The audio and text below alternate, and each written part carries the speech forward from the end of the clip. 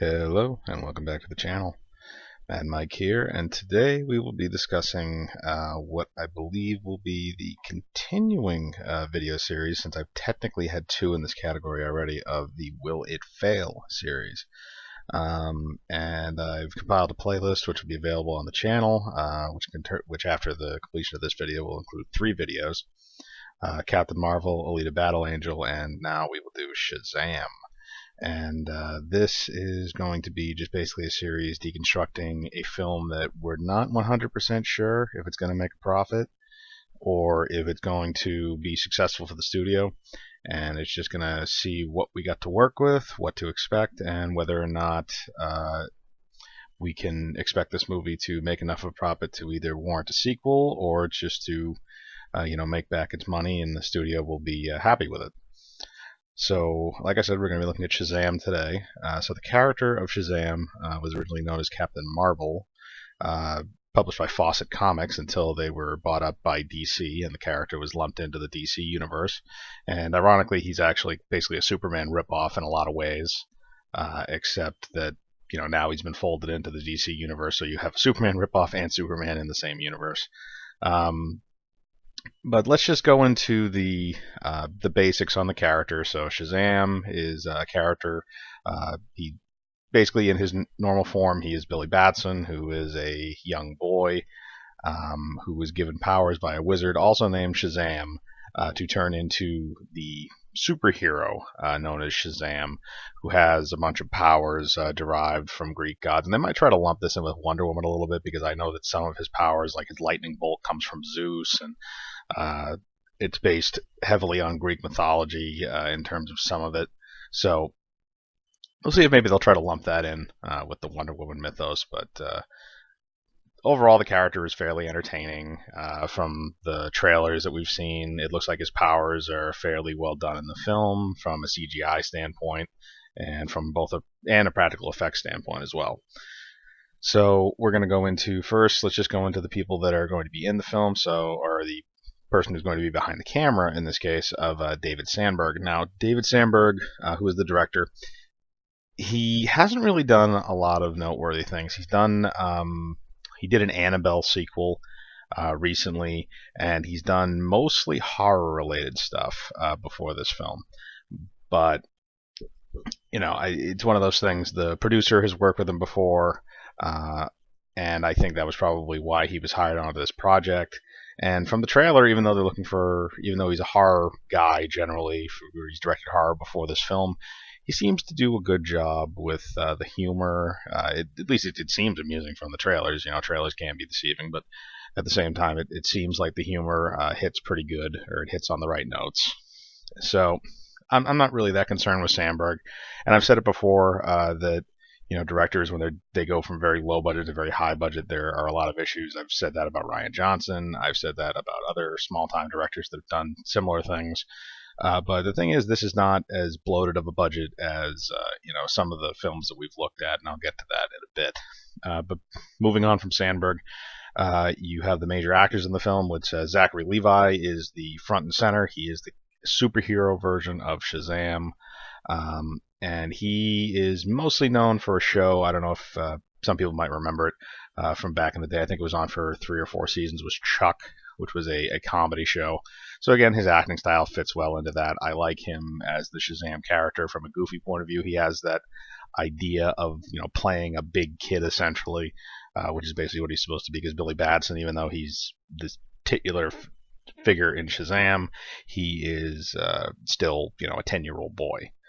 So he does a very good job of basically playing a man-child. And then based on the trailer, again, we have Asher Angel, who plays Billy Batson, the child version. And he seems to do a very good job in general. When they show him, he seems to be, your typical modern-day kid, a little bit of a smart mouth, but nothing to the point where I would say that he's bratty, at least not from the trailer. So I think he's been doing a good job, at least from what I've seen. Jack Dylan Grazer, who plays his best friend, who's Freddie Freeman, who kind of introduces him to the superhero stuff, because Billy Batson in the film appears to not really be in tune with the superhero the culture or any the things around them. Like, he's aware of them, but he's not really into that thing. And Freddie Freeman is the character who is, and kind of explains how some of this stuff works. And they show them going down the list of like testing out his superpowers and stuff like that, which is pretty interesting. Um, so he's going to be kind of like our superhero encyclopedia for the film, which will be interesting. And they do show a few little snippets to link it into the DCEU. They show a batarang from Ben Affleck's Batman. They show, I believe it's a newspaper clipping from the when Superman dies in Batman v Superman, and so it should be interesting. And then Mark Strong, who rounds out the cast, is going to be the main villain, Thaddeus Savannah, and he is basically he's kind of like a holdover villain, because obviously The Rock has been signed on to play Black Adam, who, assuming this movie does well, he will show up in the sequel. So Mark Strong is pretty much a placeholder, and basically his character of Thaddeus Savannah is he gets exposed to the Shazam lightning powers and gains a little bit of it, and so he gets to go head to head with Shazam. So the actors look good. The director, even though it is kind of shaky, I don't really have too much of a problem with it because of the budgetary issues. And from the trailer, the acting looks fairly good. I haven't seen a lot of Mark Strong, which he could be one of those comical, over the top villains that you're not really relatable. It could be one of those performances where he's chewing scenery. I don't know yet, because we haven't really seen a whole lot of him, and we probably won't until the movie comes out, and I believe April is when the release date for this film is. So now we're gonna shoot on down to the budget, and I got a little grief in one of my in the Alita video for the way I did financials, and I've since looked that back up, and I've retuned my math, so to speak. So it's a bit different this time around. So people did this. A few commenters did mention that I put in the advertising budget, and supposedly the advertising budget is included in the total budget, and yada yada yada. This is a production budget. A production budget does not include advertising, and I was wrong to include advertising in general, because the advertising does not come out of the total film's budget. It comes out of the studio's budget, so they're going to spend that money no matter what. And whether they spend it on this movie or another movie, they're going to spend it no matter what. So that really shouldn't be counted against the film, because it's actually coming from an external source. It's coming from the studio's marketing department. So I'm just going to really just compare this movie's production budget with the high end of what the Aquaman budget looked like. So the budget for this film is slated at around $90 to $100 million, which is really low for a modern superhero movie.